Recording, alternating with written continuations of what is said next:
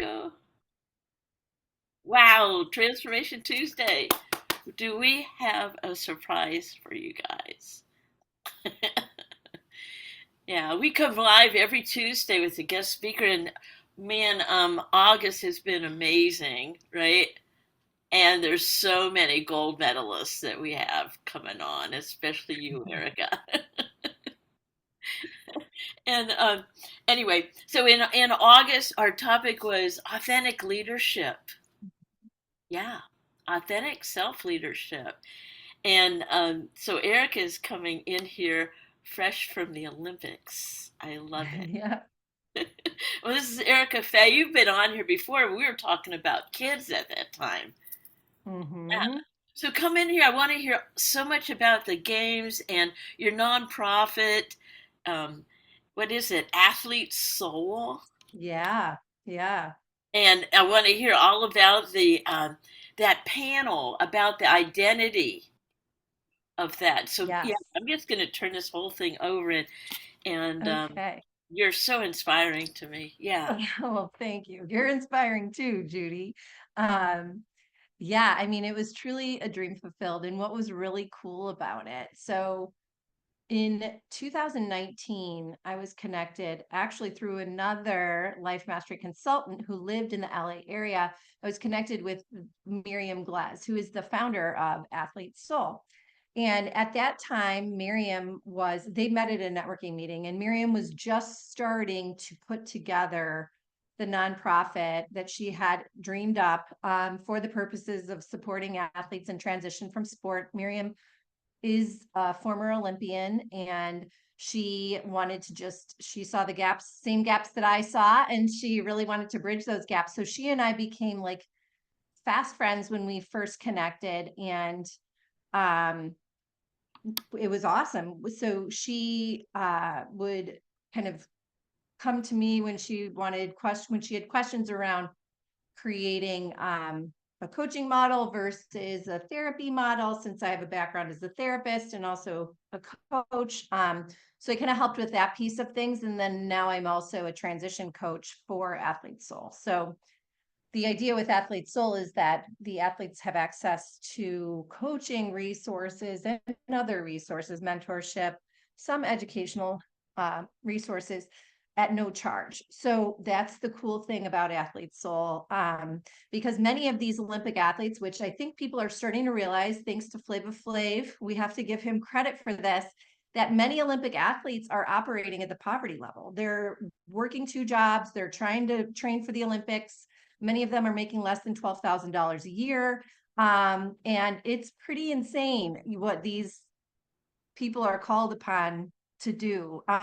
So when they're done, many of them, unless you're a Michael Phelps or a Simone Biles or an Apollo Ono, many of them don't have a lot of financial resources because they've been so committed to their sport and have been trying to, kind of piecemeal things together. So that is one of the reasons why Miriam started the nonprofit that she started. And so, as a coach with Athlete Soul, I was taking other athletes through our strategy sessions that we do as life mastery consultants. And I just had an idea. I'm like, why don't I take Miriam through one with no intention like that she would become a client, but just so that she knew, kind of what I do and how I do it. And she was like, yeah, let's do it. So during our strategy session, I think it was 2017 or maybe even 2018.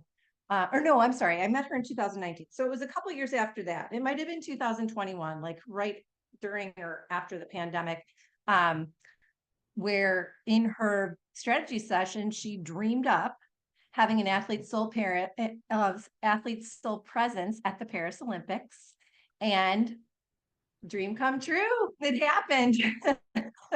So that was super cool to be a part of, hearing her dream it up and seeing the fire that she, got when she had that idea. She's actually a French national, but she's married to an American, so they live in the Bay Area now.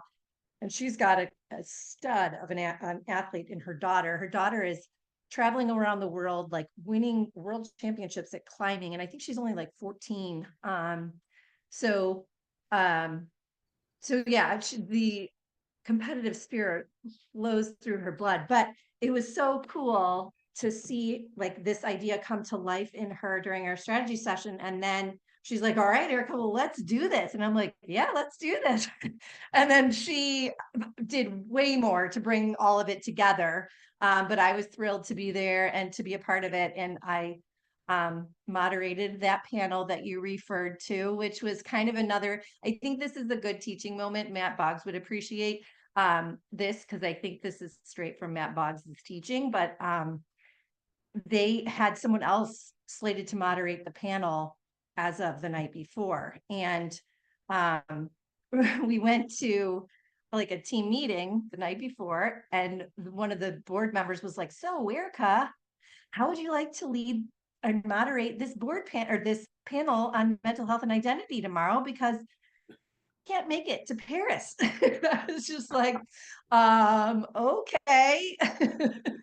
So yeah, I was a little nervous because I had not a lot of time to prep, and I actually didn't even get their names until get their information until the next morning when we were actually setting up for the event because it was a day-long event. But anyway, so that was another example of just leaning in, saying yes, and going for it. So I want to um, hear about like tell me about that identity. I think like across yeah. the board when we're transitioning, it's that identity. We've put ourselves in this identity for so long.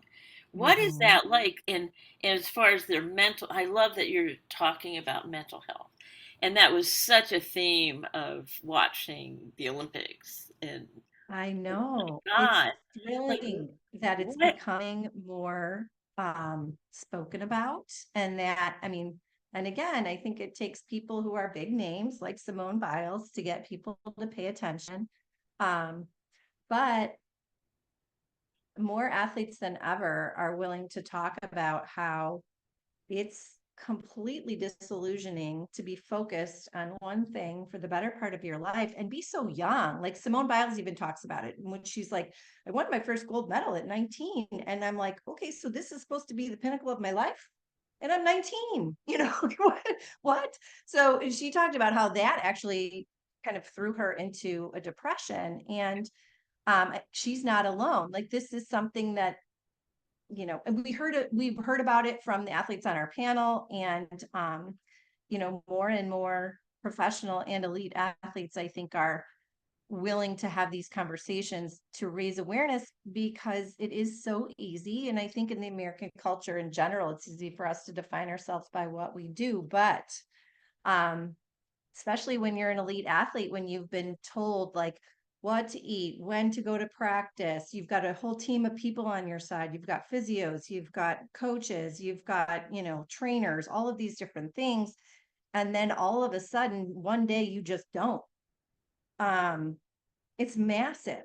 It's a massive like transition that I think the leagues are getting a little better at raising awareness around, and they're putting things into place with player development people and things like that. But yeah, I saw it when I opened my coaching business because I wanted to bridge those gaps. I saw it when I was working with the elite athletes and their spouses in couples therapy. And these athletes were telling me, like, there's no services out there. And if there were, especially if it was mental health services, some of them had varying levels of comfort with accessing services through their leagues, especially if they were still playing, because they thought maybe it would put them on the bubble a little bit, if anything got back to their coaches. And so it's just, there's a lot of layers to, I can talk about it for hours because I love it, but like there's so many layers to how intertwined it is and how ingrained like sport is with who they are. So when that ends, it can be really, really difficult if they don't have an awareness that there's something larger and that they are more than what they do. So, and that's one of the things we love doing is letting people understand that and connect with that and know they're far greater than anything that they've ever, done or however many golds they've won or any of that. Oh, I know. And you're an example of that too, because you're a mama. Yeah. And no, and okay, well, who am I in all of these different things? And I think in this topic of authentic leadership, where do you pause, Hmm. decide, make a decision before you hit the pits?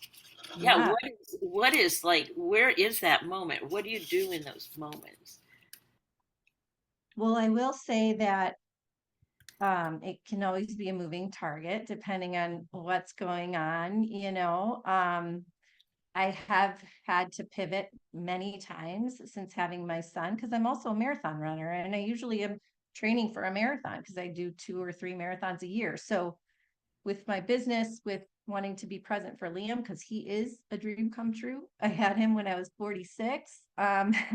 And that's another great dream builder story. But yeah, just knowing that he's a priority and that I really do see my marathons as like something for me. That's the time where I get to, like, tomorrow I'm running 18 miles and I'm like really jazzed because I'm just going to have 2 to 3 hours just to hang out on the lakefront and run and just be by myself and soak in nature. And so, yeah, so it's an opportunity for me too to like refill when I'm doing those types of things. But then also, I will say, like, meditation practices, the to be statements in the morning, like all of that stuff, I think really helps to ground me. And then also one of the things that I've been leaning into, which I've always kind of known, but I haven't known here, is that that I am not alone.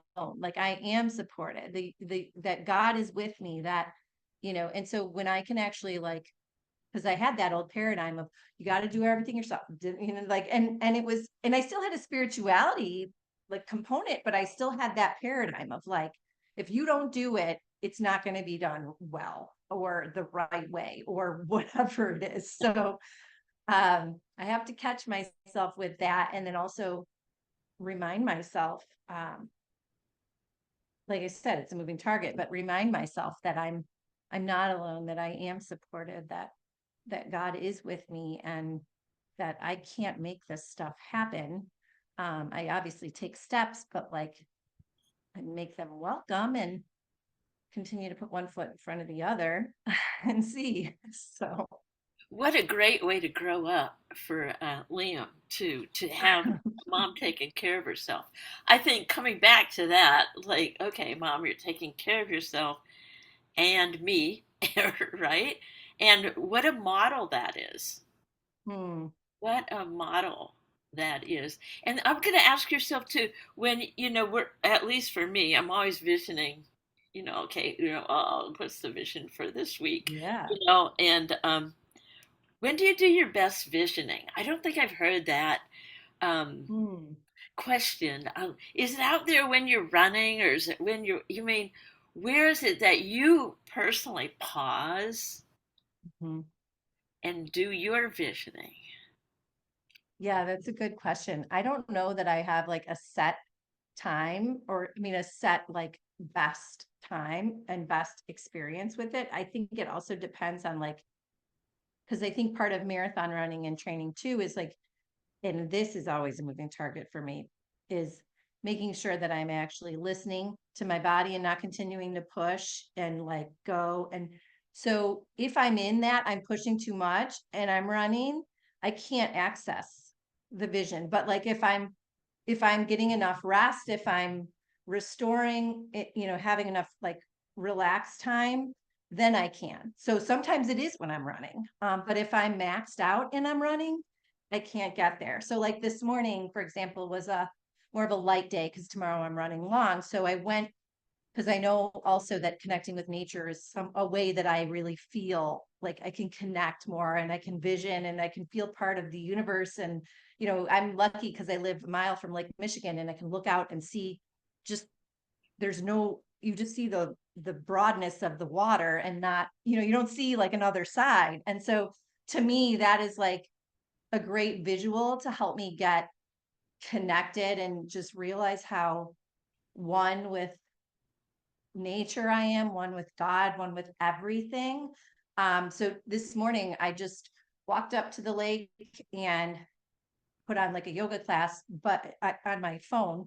Um, but I was looking out as I was doing yoga, I was looking out into the expanse of the water and feeling like that was how I was doing it today. So, and sometimes it's just in meditation. So it kind of depends on if my body's super fatigued or, if I've been pushing myself too much, I know I need to do something like I did today. So, and tomorrow I'm anticipating that during my run, I will also get, because I get some ideas and things that drop in as I'm running, for action steps that I want to take or, things that I want to serve. So that should happen tomorrow because I gave myself a down day today. Oh my God, I love Lake Michigan. Yeah. Yeah, went across it last summer. Yeah, like, So and there's cool. something powerful about for me, a huge body of water where Hmm. you can't see the other thing. And there's something for me sacred about that. Yes, Bellows of mountains. So, I agree. that's really, do you ever talk to Liam about like his, like what he would love? I know you did because I saw a couple. I know what I wanted. We started off talking about Paris, but I'm so curious about now that Yes. he's 5, that he's probably visioning more and more. I remember back when he was like 3 or 2, you were Hmm. doing his thing. He wanted something and he got it. But tell me, Yeah. yeah. Yeah. It's interesting. And it's a good lesson for me as a mom and as someone who helps people build their dreams, like to not interject. Cause like the other day he told me he wants to be a truck. And I'm like, oh, like someone who drives a truck? No, a truck. I'm like, okay. It's like, so, instead of being like, well, honey, you're not a truck, you're a person, I am just like, oh, okay, well, that's great, So it's kind of he is very into cars and trucks and anything with wheels, definitely. I mean, I don't know what he's going to come up with, but that was his most recent vision. He wanted to be a truck. I love it that you're listening to him and getting curious. It's that's so beautiful. It's really beautiful. Thanks. Wow. I'm sure I don't always do a great job of it, but in that instance, I'm like, wait, he's telling me his dream. So, Because, like, okay. we were talking about with your panel, it's identity, right? And there's so, and I think what you're saying is that as we go through life, we have different identities. Yeah, definitely. and and it's all good. And I Yes. think one of the things quote I heard the other day is it's okay to not be okay. Yes. Yeah. And I think that was kind of a theme, at least from my small pocket of the world when I was at the Olympics. I think that was a theme of the Olympics. And that was one of the themes of our event, too, especially when we were talking about mental health and identity when you're transitioning from sport. One of the guys on our panel was Anthony Irvin, who has an amazing story. He's actually has a book called Chasing Water. If anyone has the opportunity to pick it up, I would highly recommend. I still have to get it, but I heard his story from his mouth, so I'm totally interested in reading his book now. But he was on a couple of Olympic teams as a swimmer. Uh, got totally disillusioned.